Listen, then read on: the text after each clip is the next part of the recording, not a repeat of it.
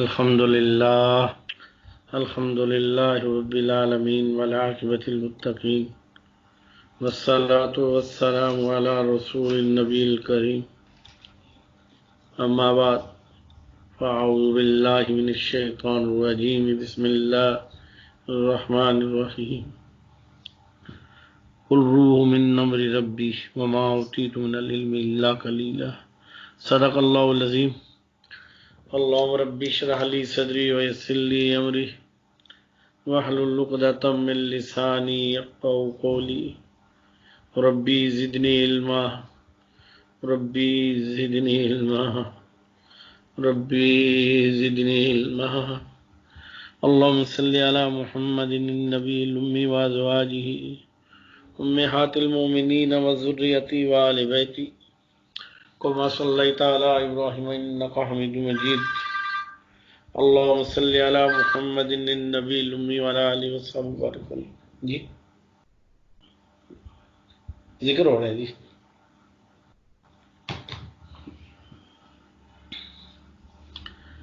میرے بہنوں میرے بھائیوں، یہ ہمارے سامنے جو چلتے پھرتے بندے، یہ نظام، یہ ترتیب، یہ خوشیاں، یہ غم، یہ بھاگنا، یہ دوڑنا، یہ محبتیں، یہ نفرت، یہ جتنا کچھ ہے، یہ روح کی بدولت ہے. جب اس وجود سے روح نکال لی جاتی ہے، وقت مقررہ آتا ہے اور روح نکل جاتی ہے، تو 6 فٹ کا بلند اور تگڑا، جوان، خوبصورت، جان والا، مال والا، عزت والا، اولاد والا، شہرت والا، قوت والا آدمی اس طرح ڈھیر ہو جاتا ہے جیسے جھاگ بیٹھ جاتی ہے. نہ اس کی آنکھیں کام کرتی ہیں، نہ اس کی زبان کام کرتی ہے، نہ اس کے کان کام کرتے ہیں، نہ اس کا دماغ کام کرتا ہے، نہ اس کا دل کام کرتا ہے، نہ اس کے پھیپھڑے جگر کام کرتا ہے، نہ اس کے پیٹ کام کرتا ہے، نہ ہی اس کا وجود پاؤں کام کرتے ہیں، نہ ہاتھ چلتے ہیں. دھرم سے گرتا ہے اور بس ختم ہو جاتا ہے. اور یہ وہ وجود جس کی صحت کے لیے، جس کی لذت کے لیے، جس کی خوشیوں کے لیے ہم دنیا کے سارے دھندے، سارے ذرائع، سارے اسباب اختیار کرتے ہیں.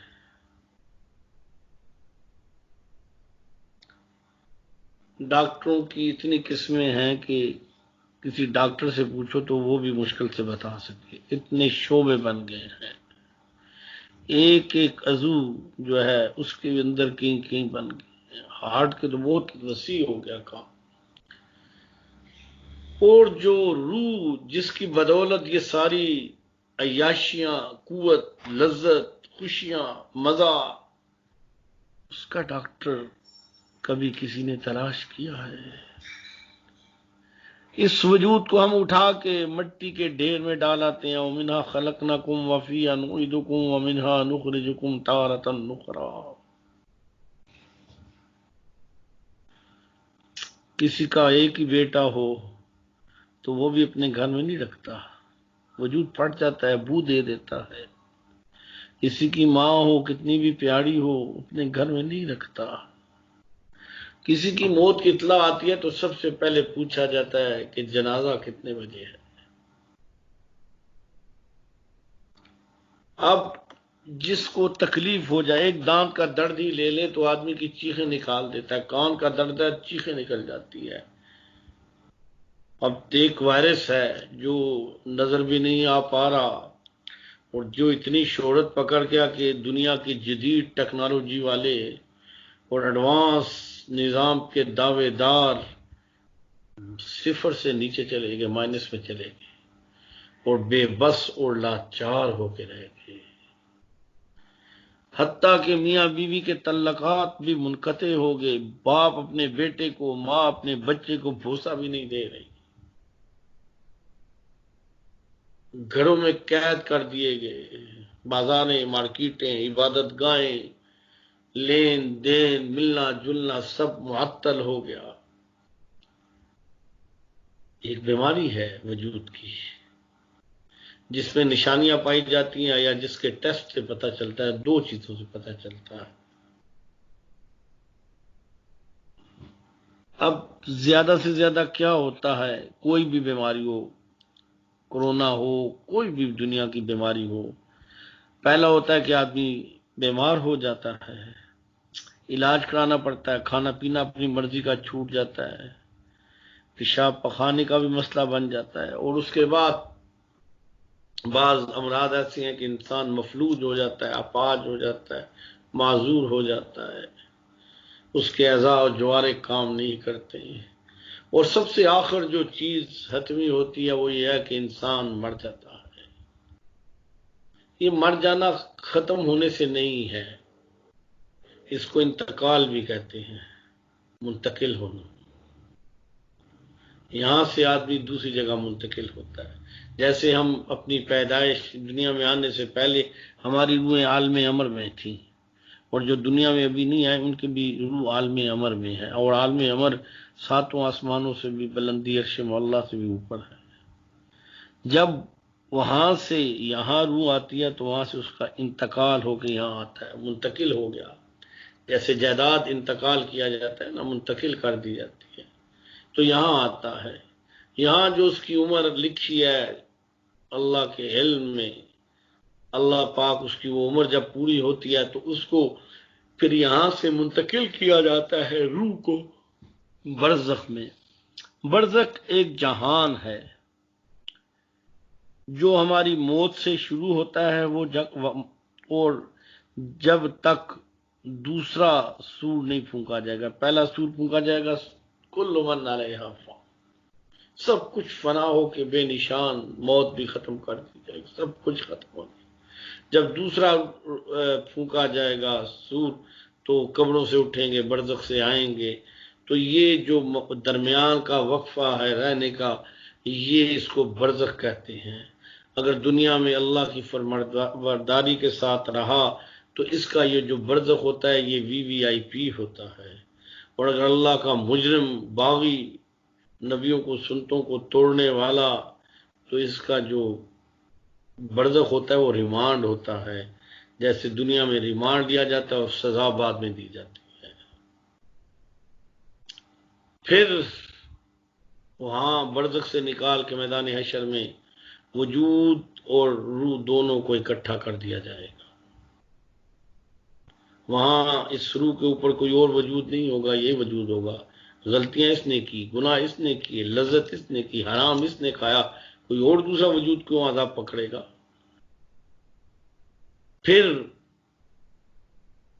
اگر نیک ہے تو اس وجود نے راتیں جاگیں، سجدے کیے، بھوک برداشت کی، روزے رکھے، نگاہوں کو جھکایا، اللہ کے حکم پورے کیے، حیا اور پردہ اور ترتیب کو اپنایا، تو اس کو پھر حق بنتا ہے کہ اسے اعزاز دیا جائے، اسے نوازا جائے۔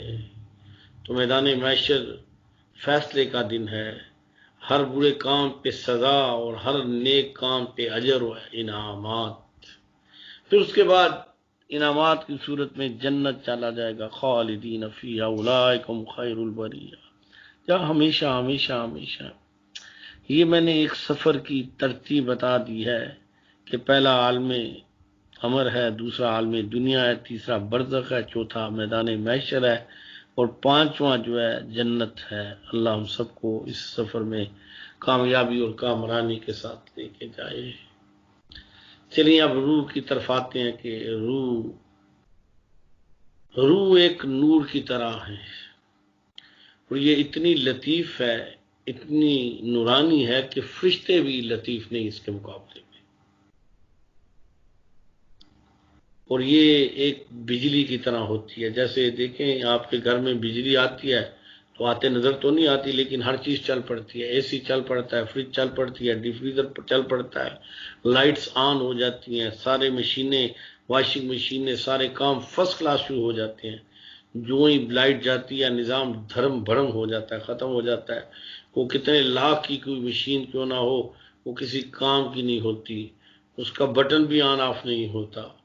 بس ایسے ہی ہے روح ایک نور کی، ایک بجلی کی ترتیب ہے جو اللہ نے ایک وقت پہ انسان کے اس وجود میں ڈال دی، اور جب آتا ہے آدمی میں آتی ہے تو وہ سنتا بھی ہے، دیکھتا بھی ہے، سمجھتا بھی ہے، بولتا بھی ہے، کھاتا بھی ہے، پیتا بھی ہے، اٹھاتا بھی ہے، چلتا بھی ہے، خواہشات بھی ہوتی ہیں، محبت بھی ہوتی ہے، لذت بھی آتی ہے، نفرت بھی ہوتی ہے، غصہ بھی آتا ہے، خوشی بھی ہوتی ہے، پریشانیاں بھی ہوتی ہیں. یہ ساری سینسز جتنے ہیں یہ سارے روح کی بدولت ہیں. روح نکال لو تو کچھ بھی نہیں. اللہ اکبر. جب آدمی دنیا سے جاتا ہے تو ایک دفعہ یہ منقطع کیا جاتا ہے اور قبر میں دوبارہ ان کا سلسلہ جوڑ دیا جاتا ہے اللہ کے حکم سے. وجود جہاں مرضی ہو، جس مرضی حال میں ہو، اللہ روح اور وجود کا ایک تعلق بنا دیتے ہیں جس پہ ہمارا عقیدہ ہے. الحمدللہ اگر روح اچھی حالت ہے تو وجود کی بھی حالت اس کو لذت کیفیت آتی ہے، بے شک وہ ذرہ ذرہ ہی ہو جائے. اور اگر عذاب روح کو ہے تو وجود کو بھی عذاب کی تکلیف محسوس ہوتی ہے. اب آئیے روح پہ. وجود کے کان کا ڈاکٹر علیحدہ، آنکھ کا علیحدہ، دماغ کا علیحدہ، ناک کا علیحدہ، دانتوں کا علیحدہ، گلے کا علیحدہ، جگر کا علیحدہ، دل کا علیحدہ، گردوں کا علیحدہ، پھیپھڑوں کا علیحدہ، اور اس کے بعد آدمی مرد عورتوں کے علیحدہ علیحدہ، اور اس کے بعد ہڈیوں کے، کھالوں کے، جلد کے، اور اس کے بعد اعصاب کے، پتہ نہیں کتنے اور قسمیں ہیں جو بیان بھی نہیں کی جا سکتی. سارے ہیں. لیکن روح جو ساری بجلی ہے، ساری قوت ہے، اس کے بارے میں ہم نے کبھی تحقیق، کبھی کوشش، کبھی سیکھا، کبھی پڑھا، کبھی پایا کہ وہ کیا ہے. جب یہاں سے جائے گی تو کیا بنے گا، اور جب یہاں ہے تو اس کا کیسے پتہ چلے گا وہ تندرست ہے، وہ بیمار ہے، وہ کس حال میں ہے. ہم تو دن میں کتنی دفعہ ہاتھ منہ دھوتے ہیں، صابن لگاتے ہیں، خوشبوئیں لگاتے ہیں، اچھے کپڑے پہنتے ہیں.